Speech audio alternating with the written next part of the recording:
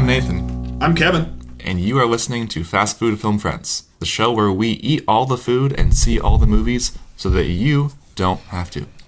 That's right. This week we're going to be talking about the latest and greatest Marvel film, Avengers: Infinity War, while eating Dairy Queen's brand new and pretty interesting summer blizzards. From IMDb, the plot summary of Avengers: Infinity War reads as follows. The Avengers and their allies must be willing to sacrifice all in an attempt to defeat the powerful Thanos before his blitz of devastation and ruin puts an end to the universe. And we will also be testing 3 varieties out of the 5 of Dairy Queen's summer blizzard varieties. The 3 we selected were the most outlandish. We went with cotton candy, summerberry cheesecake, which I've never had a summerberry cheesecake in my life. But neither have I. We could try it. And Jurassic Chomp. And just so that our viewers know, the other 2 flavors that we did not get are s'mores and Twix. Correct. And Kevin and I were in line in Dairy Queen. It was a packed house. It was packed. And we said to ourselves, what do we owe to our listeners? You know, when you hear s'mores, you hear Twix, you pretty much know what you're getting. You've been there. But you've tasted those things. Cotton candy, summerberry cheesecake, Jurassic Chomp. 2 of those, not real things. Not at all. Jurassic I have no idea what to expect. No. Summerberry cheesecake. I don't think there's such thing as summer cheesecake in general. No. Winter cheesecake I've had. Makes delicious. A lot more sense. I'm excited for this one. Yeah, cheesecake doesn't seem like the ideal summer food. No, dessert. I don't think it would sit well on your stomach in the heat. Literally on your stomach?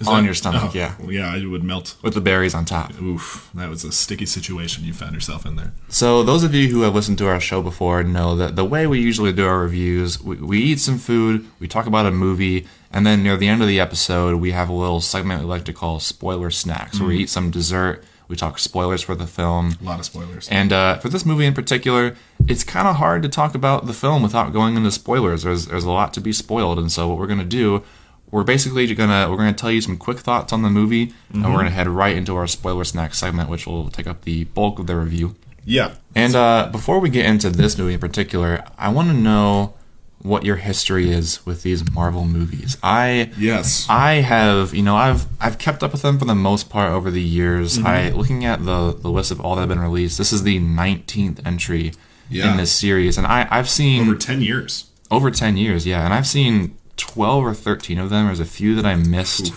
I missed Avengers: Age of Ultron and Doctor Strange and Iron Man 3 and Thor 2. A few in there that I just wasn't really interested in at all. Sure. And now, up until a couple of years ago, I was very lukewarm on these movies. Yeah. I would see them because it was kind of a cultural thing. You went with friends, and it was kind of a... It was a big event. A big watch. Yeah. But I always kind of walked out feeling at least somewhat dissatisfied. I've never really been that big of a fan of Iron Man or Captain America's characters, and so those movies have never really interested me very much. But in recent, were you a comic book reader? Were you a comic book reader as a child? No, not really. Okay. I mean, here and there I would pick one up, but I definitely wasn't an avid reader at all. Neither was I. And in recent years, I think it was since Guardians of the Galaxy, which came out, I want to say 3-4 years ago. 2014. Yeah, that movie I loved. Yes. And I loved how, I think that was the first of these Marvel films that really understood that having fun is the most important aspect of these movies. Not just like cheesy lines and over-the-top action. Yeah, I think that especially with Iron Man and in his films and the Avengers films, it's kind of this weird mix of comedy, like these quick little witty remarks, but also you're expected to take it seriously. And so it's the tone, there's kind of this clash, I'm not really sure what to be feeling. Yeah. But in Guardians of the Galaxy and also in Spider-Man Homecoming, which came out last year, that's another one that I found to just be super fun from start to finish. Really? And it's a strong story, and I love Tom Holland as an actor. But it's fun. It understands that. I also really love Black Panther, which is kind of the opposite side. I mean, that's a very serious movie. There's very little humor in that film, but it's got style. It's got a great characters, great villain. It's got strong political message. I think it's a great film. And so, all that being said, I was excited for this movie. Now, what were your thoughts going into this movie? Now, since you kind of threw out your tally there, I want to say, I'm looking at the list, there's 19 movies here. It starts with Iron Man back in 2008. Now, back in 2008, if I put on my little time machine hat here, I had just graduated high school. You were 26. That's right, 10 years ago. No, I had just graduated high school. I remember Iron Man being like, oh yeah, it's going to be a big deal. I think we went to like a midnight showing. Loved Iron Man. Yeah. Number 1, check. Also saw The Incredible Hulk, check. Now, there's about, after that point, so 2008 was the peak of my Marvel watching. I skipped every movie until Guardians of the Galaxy in 2014. Gotcha. After that, I did see Ant-Man late, and then the only other one I saw was Black Panther before Avengers Infinity War. So I've seen 5 of the 19. Okay. However, I feel like these things are such a staple of society and like pop culture that I basically know what happens in every single one. Yeah. Again, I wasn't a comic book reader as a kid. I was never really into the hero movies for that same type of, it's almost like the cheesy superhero vibe you get from a movie like that where, it's, whether it's obviously Superman's in DC, but where he's standing on like a cliff with his chest out and the cape blowing in the wind, like moments like that, which I feel like really turned me off from Captain America. I that was one of my least favorite films, the first Captain America film. See, I didn't even see him because I thought it looked just not that good. And I don't like Chris Evans that much, I have to say, as an actor. As an actor. Probably a great guy. Is he in your ranking of the 4 Chris's? Is he on the bottom? He would absolutely be on the bottom because you know what role I picture him most from? What's that? Not Another Teen Movie, which he plays like a dumb jock, and he nails it, and I think that's his range. You think he should have stuck with that? He should have stuck with that role. He should have been typecast as the jock? Absolutely. Okay. He nailed it. Wore a leather jacket like no man I've seen before could. But I was never into the Captain America movies. Iron Man I liked. I just never got around to seeing the other 2. Thor, I feel very out of the loop on Thor because I just don't know the backstory to Thor. I did see, which one was it? I saw the Avengers actually, which isn't, not Age of Ultron. Isn't there just a first Avengers movie? There is, yeah. Marvel's The Avengers came out in 2012. Oh, there it is. Okay. So I did see that one too. Yeah. So I had a little bit, because Thor's in that, I would assume? Yeah, he is, yeah. So I had a little background on Thor, but like the whole Loki situation, I'm kind of in the dark on that. Mm-hmm. Spider-Man, I can't get over anybody playing Spider-Man other than Tobey Maguire. I just don't trust them as Spider-Man. Do you really enjoy those movies? The Tobey Maguire trilogy? I enjoyed the first Tobey Maguire Spider-Man. Yeah. And I didn't see any after that. But that's where I want to lock it in with Willem Dafoe as Green Goblin, Tobey Maguire as Spider-Man. Everyone else can screw off. Because wasn't there another Spider-Man in between? Andrew Garfield, yeah. Andrew Garfield was 2 movies trash. With him as well. Let's just throw him under the bus right now. For the record, I actually really like Andrew Garfield as an actor. Mm-hmm. I thought he was pretty terrible in those movies. I saw the first of those movies, and I really hated it. Yeah, he didn't look good. He was too skinny for the suit, too, I think. Which Tom Holland apparently, is that who plays? Mm-hmm. He's like 16 or something. I don't know. He seems very he's young. Much younger, so he at least has a reason to be a scrawny Spider-Man, but I didn't think Andrew Garfield looked very good as Spider-Man. So I didn't see any of his movies. But yeah, I don't know, the new Spider-Man. And maybe I have to see the new Spider-Man, Homecoming. Maybe I should see that. That might change my mind. I really loved it. I think that for anybody who enjoys the Guardians of the Galaxy style of humor, it really draws off of that. It's just, like I said, it keeps fun in mind. Yeah. However, also really strong villain. Oh. Really good story. Who is the villain in that? Actually, saying who the villain is a little bit of a spoiler because you don't learn it until like halfway through. Oh my. Yeah. Okay. So that's all I'll say about that. We'll wait till the spoiler section to get into that. Yeah. For next year's episode. Yes, perfect. So I want to ask you then. Yes. All that being said, you saw this movie today. I did. And what were your thoughts? I walked in and I wasn't sure. It seemed like it would be very busy. In my head, I imagined it being a very busy, kind of overwhelming, wild ride that would probably not make much sense. They'd skip over a lot of things, but at the end, everyone would be happy and classic superhero movie type deal. Walking out of that movie, I will say that I was pleasantly surprised. I think the Guardians of the Galaxy vibe is much more present in this film. I was pleasantly surprised by this movie. I walked out and I liked it. I didn't feel like it was a waste. It was almost 3 hours long, and I thought it actually went by pretty quick. Yeah, absolutely. I was surprised when it ended. I thought there was still more left. Yeah, it flew by for me. It did. So that must mean we were having fun. I would agree. I think I went into it with similar expectations. I thought, here's kind of what I thought the movie would be. I thought it would be this kind of greatest hits where the whole movie is nonstop references and catchphrases and like kind of like winking at the fans, you know, and there is a fair amount of that, and they do some of those moments pretty well. Yep. But the movie really stands on its own. I mean, it's a strong story. I agree. And I will say, for anybody going into this, I'm curious what you thought right in the beginning of this movie. Mm-hmm. We won't go into details yet, but we're thrown into a situation. Situation. Were you just trying to piece together what was happening? I wasn't even trying. Okay. I wasn't even trying. I thought, it's another disaster that these characters have found themselves in. I have no idea. But here's the thing. I'm walking in there with no expectations of me knowing what's going on. Yeah. I'm like, maybe this is where the last movie ended. I have no idea. Well, and so I've seen most of the movies in recent years, and that the beginning of this movie picks up right where the end of Thor Ragnarok ends. Oh, and so I think actually makes a lot of sense then. Yeah, and for anybody going into this movie who isn't as familiar with this franchise as most fans, I think that Thor Ragnarok and Captain America Civil War are pretty essential viewing going into this. Yes. Yeah, I think that you're going to be missing quite a bit. Yes. And it definitely, I saw Civil War a few years ago when it came out, and I wish I had watched it again more recently because I was even forgetting plot points in that movie that felt pretty integral to the story of this film. And I just see the thing, I feel like in that movie I missed, I just found out today why they had a Civil War. From somebody, and I literally had no idea why certain people were fighting certain people in that movie. Yeah, and there's a fair amount of backstory that's kind of recapped throughout this film, but that is one thing that is not at all. No. There's not even a line of dialogue kind of explaining why that was a thing. Yep. They just are reconciling with that now, but they don't go into why that happened. No. It's just the aftermath. And I don't, so that I felt really out of the loop with, is his name Bucky? Yeah. The Winter Soldier. Yeah. See, I have no idea who that is. I have not seen. I saw him in Black Panther at the end, but I saw him in this movie, and I was like, I don't know this guy's story at all. He's got that killer arm. I don't know if he's always had that killer arm, or he probably lost it from some evil person. I don't know.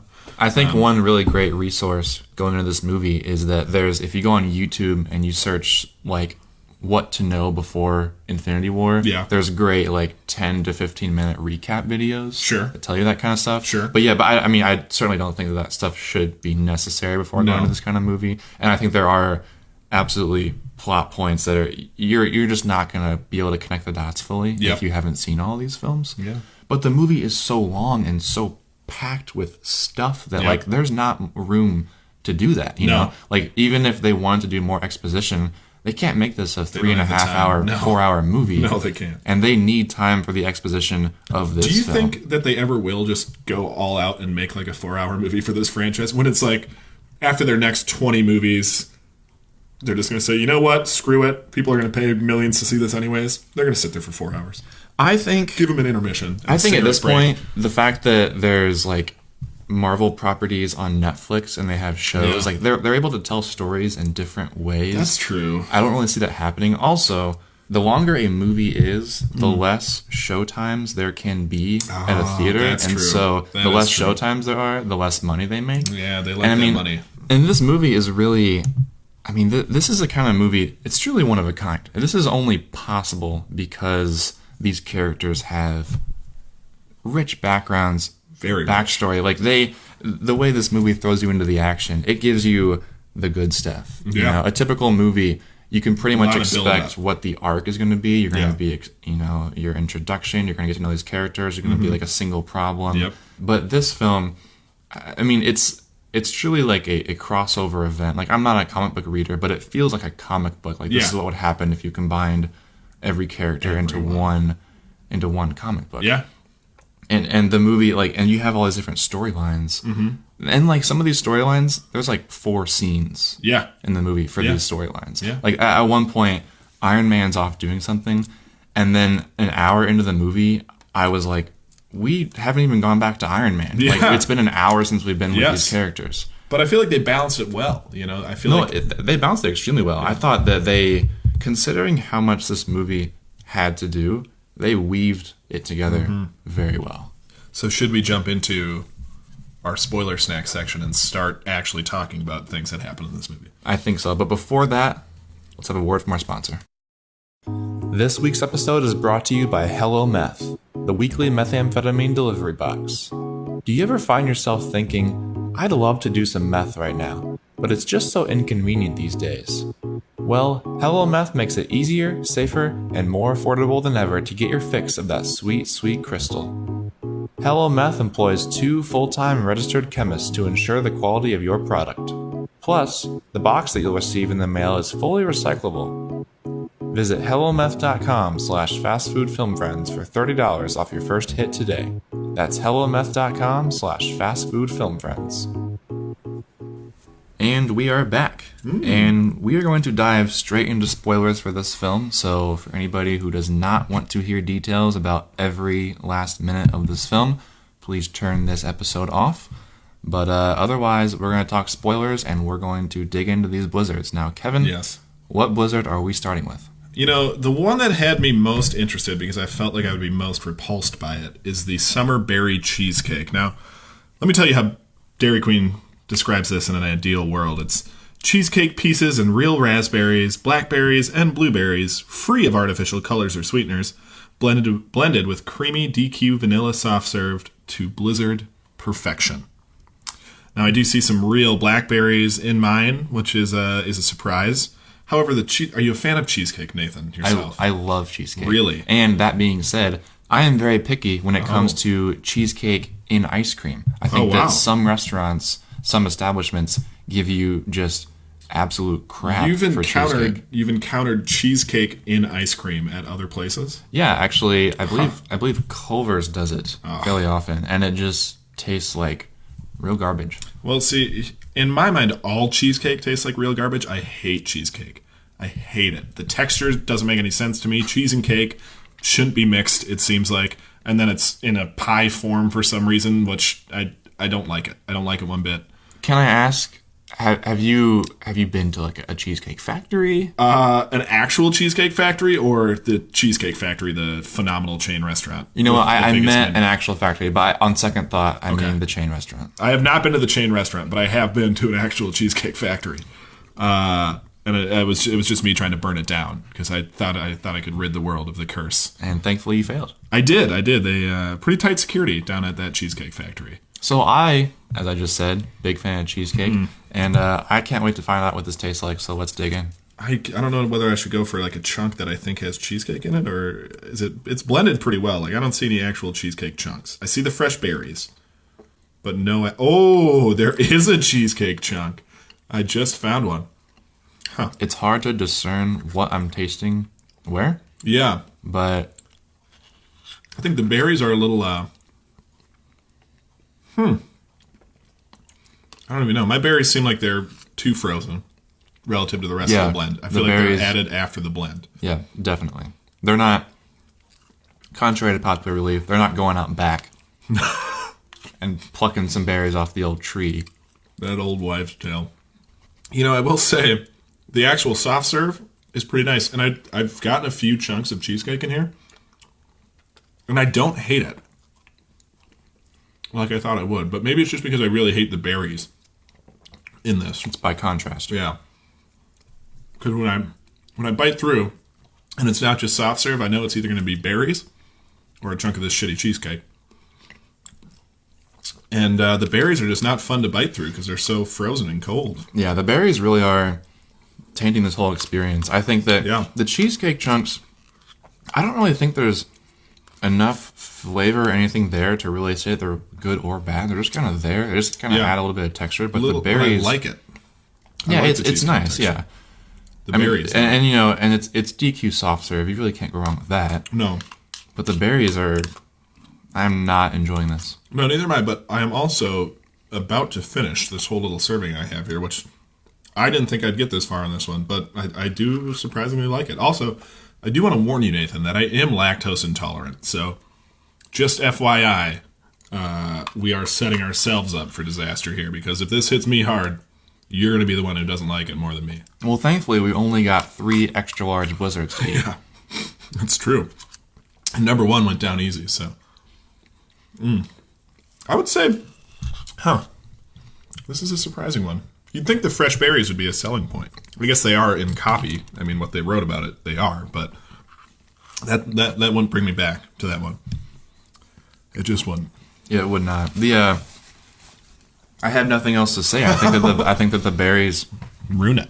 Yeah, I think that they have this is an opportunity to add, a fresh, summery, citrusy, Yep. and like the idea of it sounds healthy. Getting your berries with your ice cream. Yeah, with your cheesecake ice cream. Everything about these berries, Wrong. I think, is wrong. Yeah. And I will certainly not be returning to this one. You can go to your local grocery store, go to your frozen food section, dig at the bottom. There's going to be a giant bag of frozen berries that you can buy for like $5. And it's the same berries they're using here, and they're not good, they're not flavorful, they're not fresh, but it's the same shit you put in your blender with your spinach on your mediocre Monday morning. It's those berries that they put in here, except they're extra frozen, and it just doesn't go well with the smooth texture of the Blizzard in any way. And that contrast of textures really reminds me of, in this film, a lot of the humor that we get comes from character contrast, right? Yes. We get these pairings. You get Iron Man and Doctor Strange, and you get there's little moments like Captain America and Groot. Thor and Star-Lord. Thor and Star-Lord is a great one. And these are moments that I didn't think would really provide for much good story. I thought it would just feel maybe out of place, combining these worlds. Yes. But I actually really love that aspect of this film. I did too, actually. But in my head, before going into this movie, I thought a lot of these had already happened, these meetings. So I pictured I'd walk into this movie, and they're already on the same team. They all know each other. They're ready to fight. I thought that might have happened in the Age of Ultron or whatever, the last Avengers, or even in Thor Ragnarok. And I was not aware of the limited knowledge they had of each other. Yeah. I didn't know that almost none of them, well, they all have their little groups, but like the Guardians didn't really know anybody at all from any of the other groups. So I thought that was pretty fascinating. But you're right. I did like they matched up the two, similar personalities in a lot of scenarios.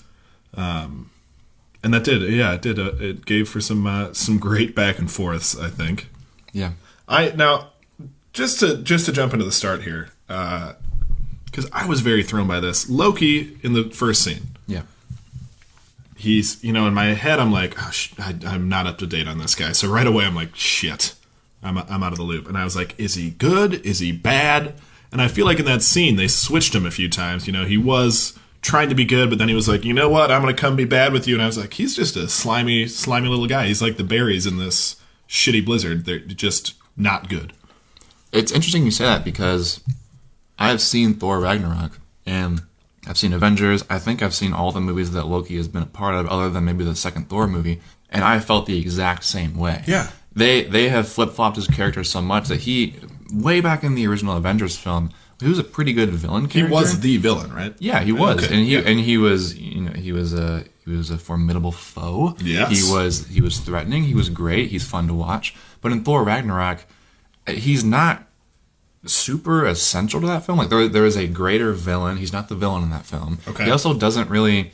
I mean, like he helps Thor here and there. Like he's important to the plot of the film, but he's certainly not the hero of the film either. He does the same thing in that movie. He flops back and forth between good and bad, and the same thing happens in these first 5 minutes. And after seeing that he dies, I'm like, oh, okay, good. Like I'm done. I honestly felt the same way. I was like, because he's just confusing. I don't like his hair.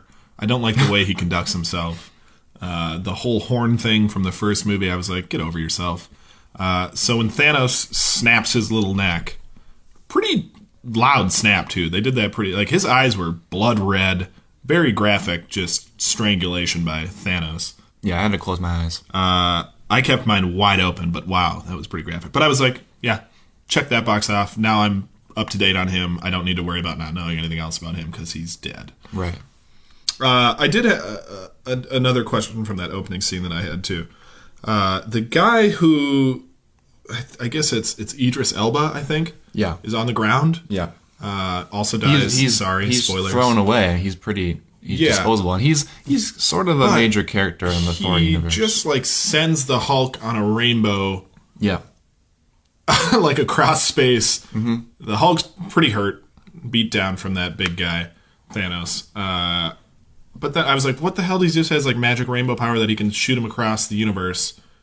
What is that? Yeah, and that's And again, I'm fuzzy on the details, and I'm sorry. We're Nathan. disappointing all of our fans who all are 6 of our screaming fans. at their Zune right now. We're sorry. Should we us. apologize to them each by name? Yes. Tommy, look. Sorry. I know how disappointed you are. Yeah. The rest of you, we'll get to you on next episode. Yeah. But Idris Elba kind of has this. It's sort of this. He controls this like gate, like that rainbow thing is like almost kind of like this road, like he's like a rainbow road. Taking you from one world to another. I wish the listeners could see your hand motions when you were describing that, because they were magnificent, I have to say. Very nicely outlined. I need to do them closer to the microphone. Get some whoosh. They can do the whoosh. But the rainbow road, he's in control of that, and he's able to transport people to other worlds. Yeah.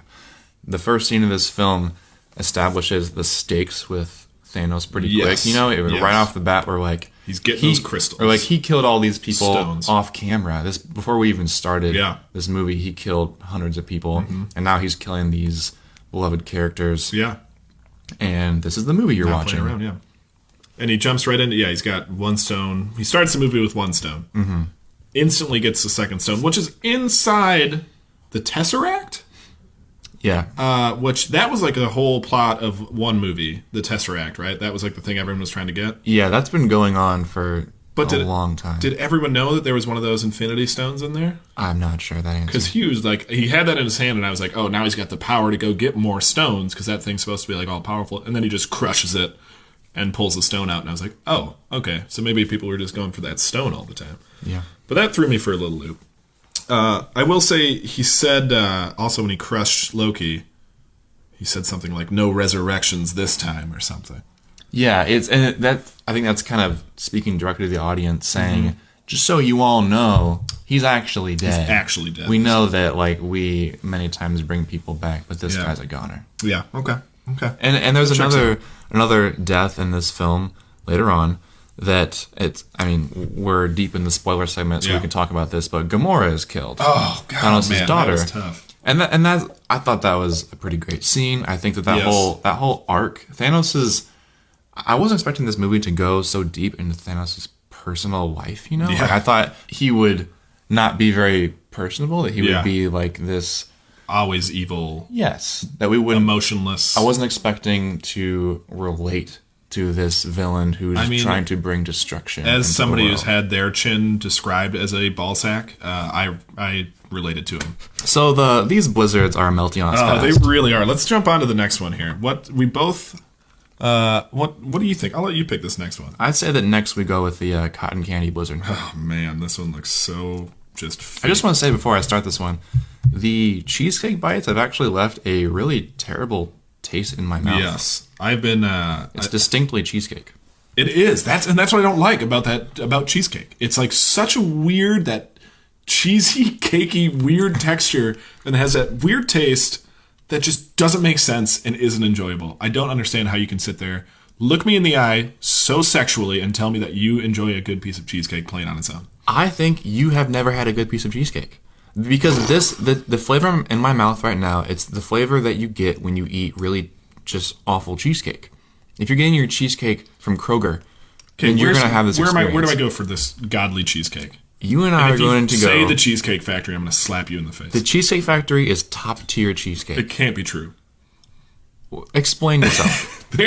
Nothing there is top tier. They have the biggest, widest menu of anybody. It's off the charts. They're not specializing in anything. Even though it's in the name, I guarantee they're buying it from a pre-made dessert company out of the middle of Columbus, Ohio, that's shipping them these shithole cheesecakes.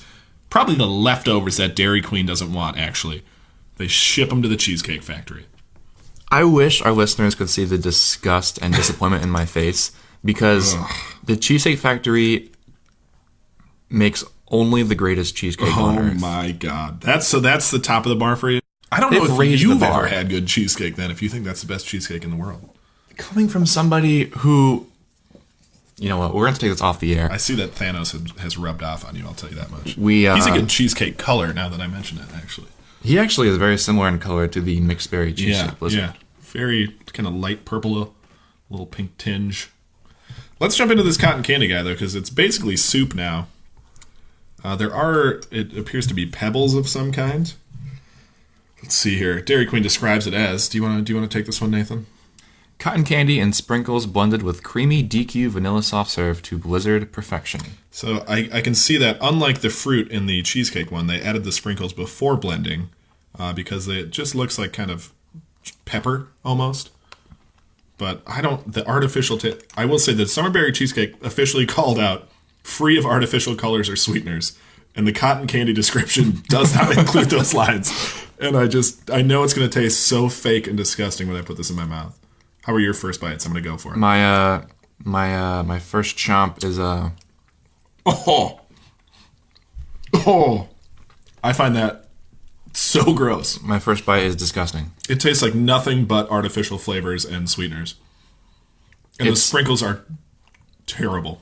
This is four different forms of sugar. Oh my god. And literally nothing more. It is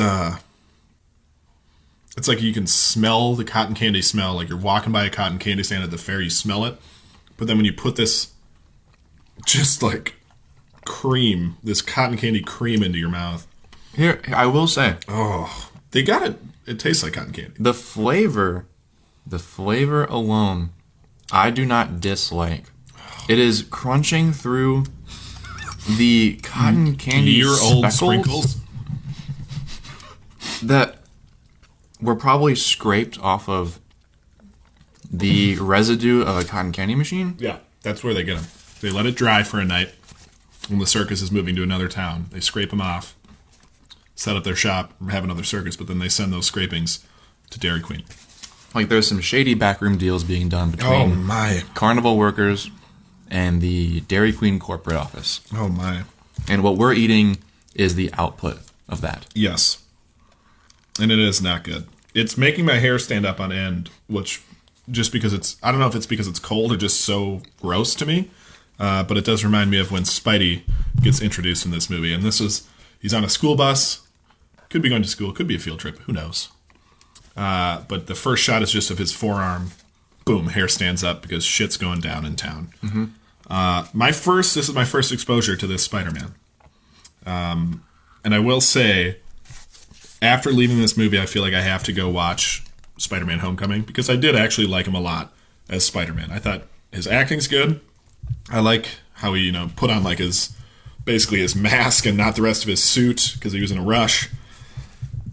And I really like the relationship between him and Tony Stark, actually. I was surprised by that. Yeah, and Tony Stark plays a small role in Spider-Man Homecoming. Now, it's interesting that you say that you want to go back and watch Spider-Man Homecoming. I felt the same way. This made me want to go back and watch a lot of Marvel films just to fill in the gaps. And I actually, there's a New Yorker article that's been circulating these past few weeks. Oh. It's really quite a takedown of this movie. It's a pretty negative review. And the title, I can see it not being in the New Yorker's wheelhouse, really. It doesn't surprise me. And the title of the article is Avengers Infinity War Reviewed. The latest Marvel movie is a 2.5-hour ad for all the previous Marvel movies. I mean, but yeah, that's what all these are anyways. And it's an extremely cynical take on this film. It is. But I can't help but disagree, but I don't see that being a huge problem. I don't see it being a problem at all. It's like anytime you're going to have a lot of superheroes from other movies in one movie, you could say that. It's not a wrong observation, but it just seems like a dumb, obvious thing to point out. And the movie is really just, it's fan service. It's doing what the fans want to see. Mm-hmm. This movie is not made for people who are just walking into the theater thinking, oh, I've never seen a Marvel movie, I should check this out. If that's you're not going to understand this film. No. This movie is catered specifically for fans of the franchise. Yep. And it is only through being familiar with these characters and with these stories that you're able to fully appreciate the film. Yeah. I think it can be appreciated without former knowledge. It was, in my experience, but I do understand. I at least have some background. I feel like if somebody goes in totally blind to this, they're going to be like, what's going on? But I think they might still like it. So we move past the Thor Loki scene. Doctor Strange, the Hulk crashes through Doctor Strange's house, tells him what's his name's coming, Thanos is coming. Doctor Strange goes out and gets Tony Stark like that, apparently. Had they met previously? They'd met. I don't think so. Okay. Or no, because they kind of have that, they have a rough intro. Yeah. The Hulk really hooks him. Yeah. Mark Ruffalo. comes in and gets Tony Stark to work with Doctor Strange. And then Spidey kind of gets thrown into that mix too. Now, does Spider-Man, I can't remember back from the Tobey Maguire days, does he like have regenerative healing? Does he heal quick? Because he gets tossed around like a rag doll, and his suit's not made of metal initially. Well, I will say I don't know the details of like if he has any like escalated strength in that regard, but his regular suit, even before Tony Stark gives him this new and improved one, his regular one was also made by Tony Stark. Oh. And so it has all these abilities, allows him to do things far beyond absorption. His normal powers. So I'm going to think of it as like a Black Panther type suit then. Maybe not harnessing power to send it out, but just strong. Yeah, but it certainly is giving him abilities that he wouldn't have without it. That makes me a little better. Now, we mentioned that he gets this new suit from Tony Stark. They're basically both holding on to a spaceship that's just shooting out into outer space. And Tony's like, kid, you gotta get off this thing. And he sends like one message home, like, launch this suit. And his robot house, just shoots out a suit that goes straight to Spider-Man and like latches onto him. And it's basically an Iron Man Spider-Man suit. Does Tony Stark just have these for all of the Avengers and everyone he knows? Like, does he just have them on hand? Well, Spider-Man is somewhat of Iron Man's kind of a mentor for Spider-Man.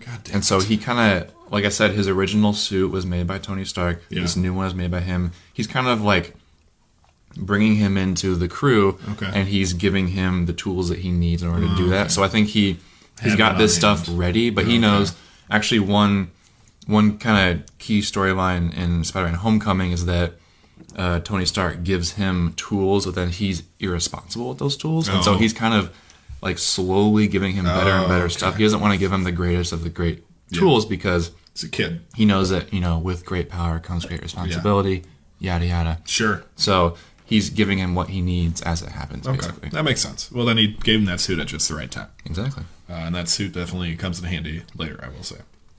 But, so after all that shenanigans, they hang on to that ship.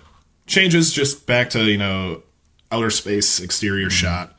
Music comes on, and I can't remember what song it is, but it's like an 80s classic, and I'm like, instantly just brought back to Guardians of the Galaxy, and I'm like, yes, get into this crew. I was so excited before they even showed him. You kind of know what's coming, and then they get into their ship, and I was just so happy to see those guys.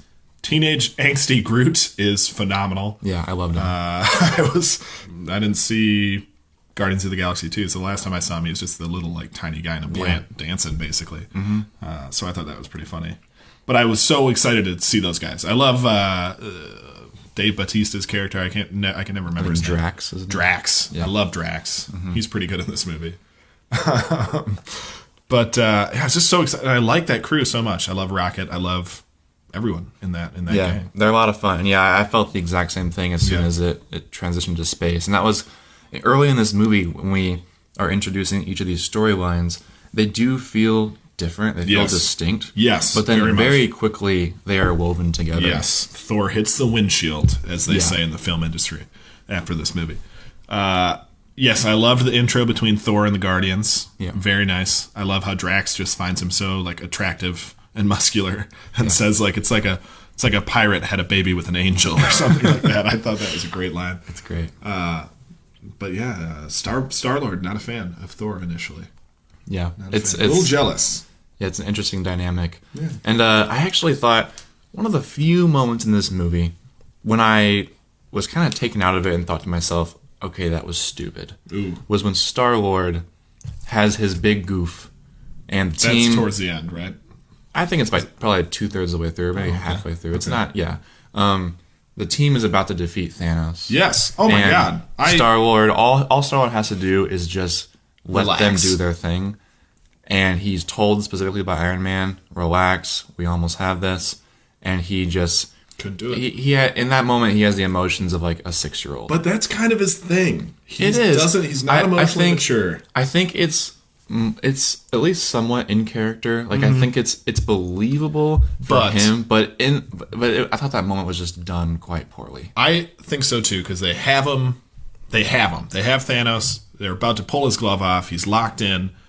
All he has to do is not hit him. All he has to do is walk away for like 10 seconds while they take the glove off. And the movie's over. And the movie's over. Yeah. The world is saved. and he just slaps him in the face like 3 times, and then he goes on a rampage. Thanos goes on a rampage because he gets free. It's just so dumb. Like, put it aside for the sake of the universe. Yeah. And speaking of Star-Lord, a.k.a. Chris Pratt, yes, we're going to dive into our Jurassic Chomp Blizzard, I love which transition. as far as I know, is I think that Jurassic World, the upcoming film this summer, is sponsoring this Blizzard. I would have to There's assume. some kind of partnership. I would think there's some kind of copyright infringement going on. So, do you think we'll have dinosaur meat in here? Well, do you want to read us the description? Yeah, you know what? I could do that. Ooh. Colossal choco-dipped peanut butter bites and fudge topping blended with creamy DQ vanilla soft serve to Blizzard perfection. Now, this one, I am, of these 3, definitely the most excited for. I mean, peanut butter bites, fudge topping, vanilla soft serve, what could go wrong? I don't think they took a lot of risk. You know, similar to a big blockbuster summer movie, you don't take a lot of risk. You play it with what people know and love. Are those full peanut butter bites in there? I think so. Wow. Little mini. Oh, yeah. It sure is. Look at that. That is Got one right there. rich peanut butter flavor throughout. Very rich.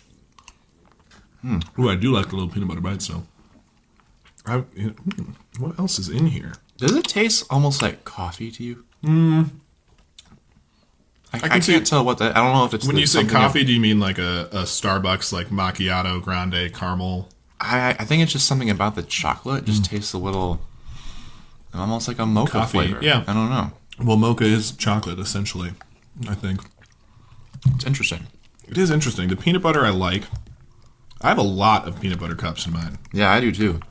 There's no shortage of peanut butter cups. Yeah, I have a surprising amount. Every bite, it seems like I'm getting at least one. Mm-hmm. Which I think kind of overrides the rest. I'm going to try to get a few here without a peanut butter bite, which is actually a chore. And mine has officially turned to soup, too, by the way. Yeah. It's good, though. I mean, objectively, it's good. I like it. I think, like we said, they played it safe with this one. Can't go wrong. It's a people pleaser. It is a people pleaser. Much like Jurassic World Fallen Kingdom, this will probably make about $1 billion worldwide. The Jurassic Chomp flavored Blizzard, you're absolutely right. I think the forecasts are actually above that, surprisingly. Speaking of an unsafe play, I'm watching this movie, I'm into it, I at least recognize all of the superheroes. All of a sudden, Paul Bettany and Elizabeth Olsen come on screen, and they're like strolling through Stockholm, Sweden or something. They're laying in bed, and I'm like, I literally thought for a second the operator changed to like a romantic comedy. I was like, what is going on? Who are these people? And how are they involved in this at all? Little do I know, Elizabeth Olsen's been brought into the Marvel Universe. Paul Bettany is some sort of robot-esque. Seemed human at first, but clearly not when they rip a stone out of his head later on. Who are they? I need a full background on those two.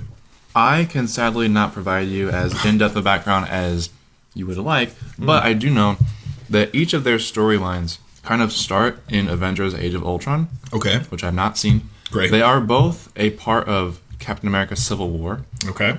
Not a huge part of Civil War. Actually, Small. Vision is kind of, from what I remember, I think he's kind of off doing his own thing while everyone else is fighting in that movie. Is this wrong? This is input I got from a friend I saw the movie with.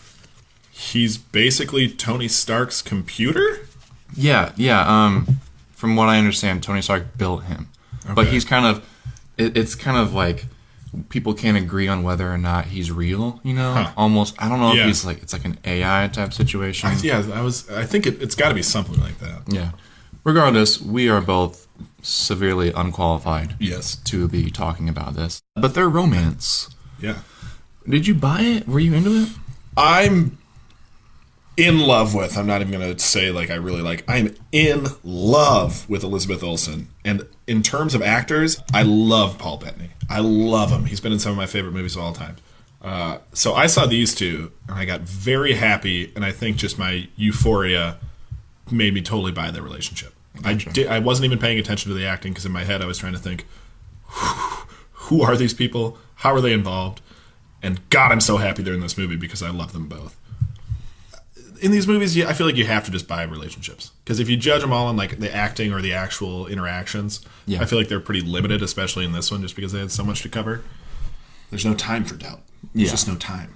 I think that Vision and Scarlet Witch's romance, and then Thanos' backstory. Her name is Scarlet Witch? That is her name, yeah. Wow. I did not catch that. And now you know. Yeah. I guess that makes sense. She has kind of the scarlet hands. I was, in my notes that I took in a Teenage Mutant Ninja Turtles notebook, I called them Red Face and Red Hands, is what I went with for their names. So I'm glad to finally know it's Vision and Scarlet Witch. That's correct. Huh. Their relationship, as well as Thanos and Gamora's storyline, those are really the two dramatic stories that the movie actually spends time on. And those are areas that could have, if this movie wanted to cram in more action or more humor, they could have cut down on those. But I think they did just the right amount of drama. Yeah, I think that they spent a good amount of time building up Thanos as a character and making me care about, about Vision and actually worry for his safety.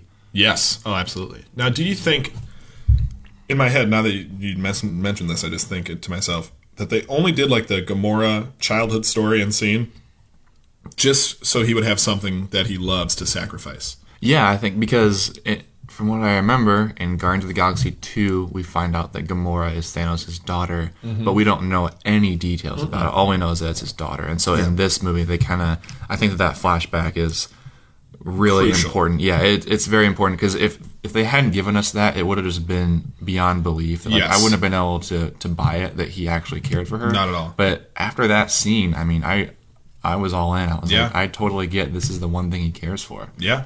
So, yeah, I really liked Thanos. I can't wait to see more of him in the next film. And actually...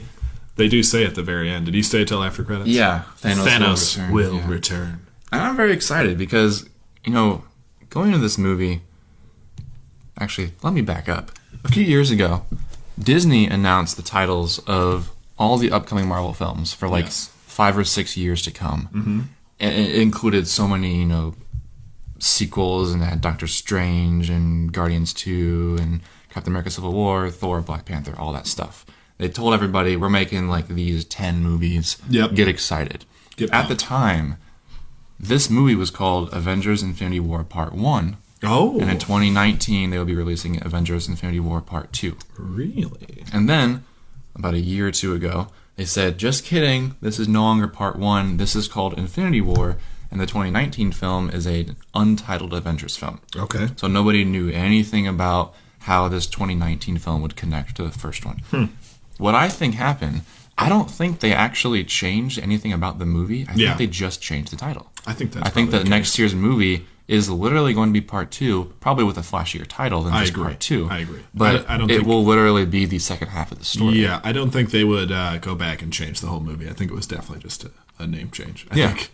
Well, a lot of people speculated, like, are they slightly restructuring this movie? Because it was long before the movie was filming. Yeah, that's fair. So they thought, are they kind of replanning how this story plays out? I don't think they were at all. I think they were just kind of throwing fans for a loop and saying, we want to surprise you. And it is certainly surprising me. I think it surprised everybody. The fact that this movie had no real conclusion. It ended on such a dark cliffhanger. Very dark. Very dark. And, I mean, I am just... It makes me happy that Disney is okay taking chances like this. I mean, I was surprised at the end of this movie because, I mean, do we get into the ultimate spoiler and just? Yeah, I mean, we're deep in spoiler snacks right now. Let's just spoil it all. Thanos gets the stones, guys. Mm-hmm. He gets all the stones, and they almost stop him, but he snaps those big ass fingers of his. And who the hell knows what that glove does, but it basically kills half of every planet's population, half of every I think race, just or basically all living things. Half of everything is killed. But not really killed, more like turned into some kind of cosmic dust. Yeah, we have no idea pixelated what cosmic dust. But you know what? One thing that happens in this movie with Doctor Strange and Thanos himself, they both just like rewind time. Yep. At some point, so and this was one of the downsides of this movie. I thought Well, it's like anything they do from here on out, or anything they've done in previous movies, can just be undone with the twist of that stupid stone. Yeah. And it's like, you could solve every problem. Like, every problem. Yeah. And I kind of... So, earlier in this movie, Doctor Strange, there's this moment where he's having a vision, and then he says, I've seen 14 million possible ways that this scenario will play out. And they say, one of them, in one of those situations, we win. Yes. And so, there's obviously only one way to defeating Thanos, and Doctor Strange knows that one way. Yes. And he says, as he dies, because Doctor Strange is part of the half that disappears, this was the only way. Yeah. And so, because there's that moment where Thanos almost kills Iron Man, and then Doctor Strange offers to exchange the Time Stone for Iron Man's life. Yes. And you at the moment are thinking, are you kidding me? Yeah. Would you seriously don't do that. Give this stone to him for the life of a single person? I was very upset with that. Because, Tony Stark, basically about to die anyways, got stabbed by Thanos. Yeah. I was like, he's a goner anyways. Why give Thanos that stone? And I felt the exact same way until I realized Doctor Strange knows how to beat Thanos, and he knows that either A, Iron Man is crucial to beating him, or maybe in some weird way it's crucial that Thanos has the Time Stone. Yeah, and it could be that. We don't know. We're not going to find out till next year. But don't you think Doctor Strange should give the team a download on that? Let them know, hey guys, just FYI. Yeah. I'm going to let them all get the stones. He seems quite withholding. Very withholding, and it doesn't seem like the right time. But, who knows, I guess. I don't know, the whole Doctor Strange thing, and maybe I need to watch that movie because there's probably some limitations put on him in the Doctor Strange movie. I don't know. Yeah, I have no idea. But it just seems like he's got so much power, and those stones can just basically do anything that nothing is of consequence. And I think that one thing that Marvel has cut out for them is that this movie, the stakes are so huge. Yes. This is just this monumental 10 years of movies have been leading up to this. Mm-hmm. Once Part 2 comes out next year and the story concludes, how do they move forward? Yeah. How do they keep making movies and we continue to care about them? I think that no matter what happens, no matter who dies or lives or if Thanos is defeated, I think that the stones are going to be gone. They're going to be either destroyed or no longer a part of the story. Yes. Because too much power. Yeah, there can't be a world of these movies that involves these stones because whoever is in control of them will be playing by their rules, basically. Yeah. I do like that at the end of this, though, Thanos kind of says after he does his snap the finger things, and in his mind gives the world or the universe mercy, kills half of everyone so the other half can flourish type deal. Mm-hmm. He says at some point in the film, I just want to go and relax and watch the sun come up. And at the end, he's off in a remote area, just watching the sun come up. Doesn't seem like he has any more malicious intent. Yeah. But the Avengers are going to come. I do think, along with the stones being destroyed, I think after this next movie is resolved, and I guess they can't. In my head, it feels like they should all go back to kind of their own lives and their own little smaller groups. Yeah. But the Avengers aren't going to go away, I guess. I don't know. There's so many directions that can be taken depending on what happens. And see, when I was watching that sequence where everyone is kind of disintegrating into dust, there's a cynical part of me that knows, okay, watching the characters who are leaving includes Spider-Man, Black Panther, Doctor Strange. These are all characters who have just recently gotten their origin movies. Yeah. It's already been confirmed that there's a second Black Panther, that there's another Spider-Man, and so it's there's this part of me that's okay, this scene is powerful and heavy, but I'm not buying this because I know these characters are coming back. So it was a bunch of B-list characters first, Bucky, whatever his name is. Bucky goes. Who else was it? I even started jotting down their names because I was Bucky, Groot, Elizabeth Olsen, Scarlet Witch, whatever her name is. The Wingman is Falcon, as you've told me. Antenna Girl, I don't know her name either. The one who can read people's minds in Guardians of the Galaxy. Dave Bautista, Drax, and Star-Lord. And when they took Star-Lord out, I was whoa. A little crazy. But then when they took Black Panther out, I was whoa. It's A-listers. But then they took out Doctor Strange, like you said, and I was okay, this isn't permanent. Right. At first I was holy shit, Black Panther's done, and I was there's no way. Yeah. And there isn't a way. And then you saw the dollar signs in Disney's eyes. Yes. Oh, right, yes. I did. Walt unfroze himself ejaculated and then immediately froze himself again at that point.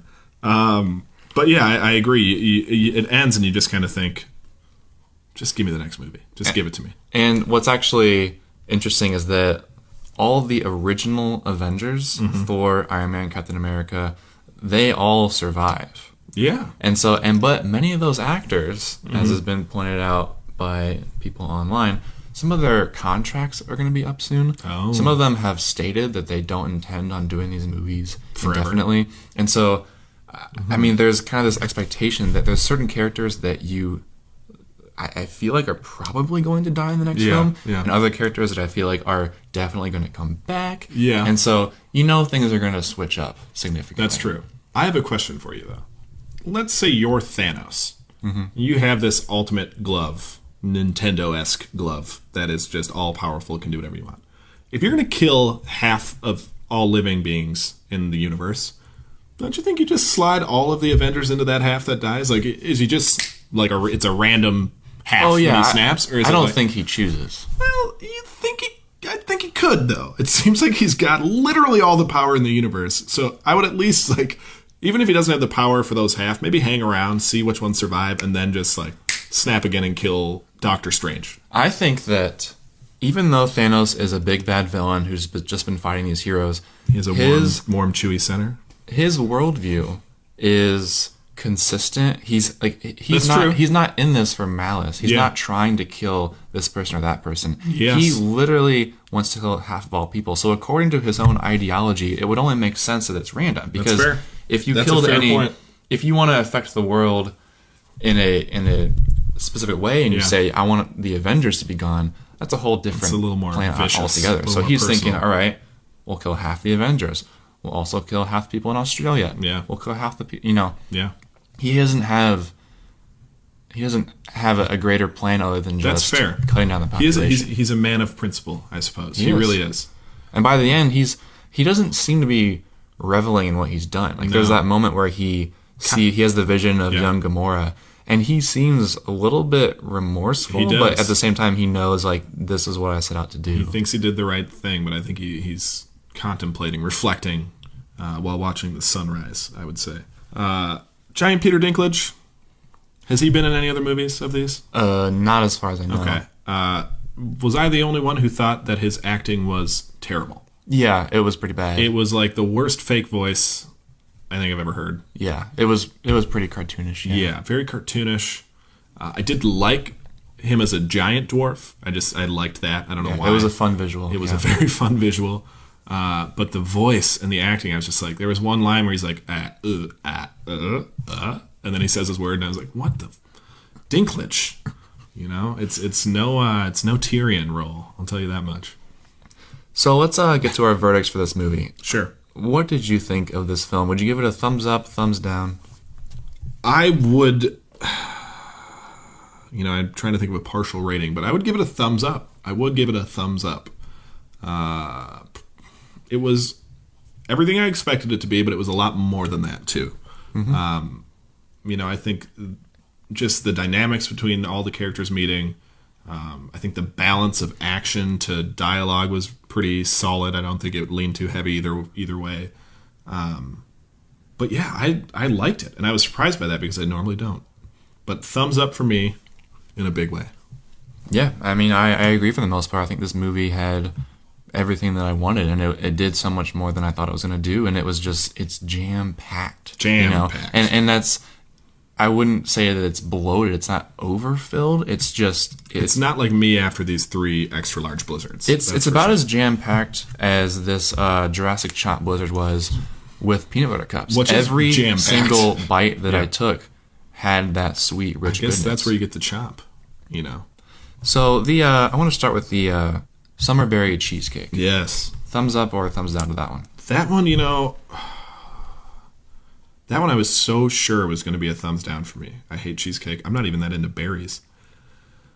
I'd give it a thumbs up. I would say eat around the berries. The berries aren't what you're there for. Nobody's on a health kick. Eat around the rock hard frozen berries and enjoy the rest. But I would give it a thumbs up. I think that if every bite wasn't just filled to the brim with berry pieces, that I might be inclined to agree. I found the berries to be despicable. Yeah. The cheesecake left a pretty bad taste in my mouth, so I want to say a big old thumbs down to that one. Wow. So the cheesecake lover gives it a thumbs down, and the cheesecake hater gives it a thumbs up. I think this is where we differ, is that I am somewhat of a cheesecake snob. My taste for cheesecake is so far above yours. I'm going to write the New Yorker and find their resident cheesecake reviewer, and I'm going to let them know that you think you're a bit of a cheesecake snob because you think the best cheesecake in the world is at the Cheesecake Factory. And they're going to write you a heavily handed letter, revoke your Google subscription, and say, get out of here. Just get out. Don't ever read our magazine again. Until that happens, the Cotton Candy Blizzard, what are your overall thoughts? That one's going to get a huge thumbs down for me. I'd give that 2 thumbs down. The art, if you like cotton candy and you really want it in ice cream form, it's going to hit you in the right spot. But if you just like cotton candy, don't eat this. Go get real cotton candy. This is the strangest, weirdest mix of shit I've ever put into my body, and I've put some weird things in my body, let me tell you that much. But it just tastes so unnatural. It smells unnatural. The crunch is unnatural.